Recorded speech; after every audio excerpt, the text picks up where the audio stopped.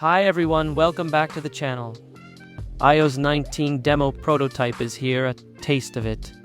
In today's video, I'll show you how to try out the iOS 19 demo experience on any iPhone without needing a developer account or updating your actual iOS version. Now, what exactly is the iOS 19 demo?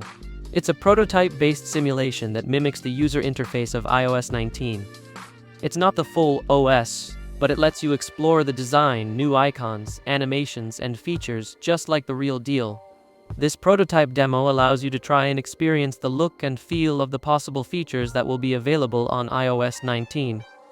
You'll be able to tap around, open apps, and experience the new Messages app, camera, music, and photos.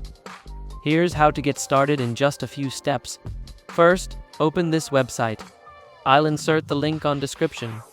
After that, open the iOS 19 prototype using Play Apps. You can install it first, or you can open it directly.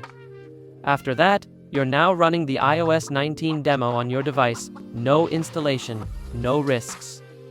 Remember, this is just a demo, not the real iOS 19 update. It's great for testing the look and feel, but performance and real features will only be available in the official beta and final release. And that's it. Thanks for watching this video and see you next time.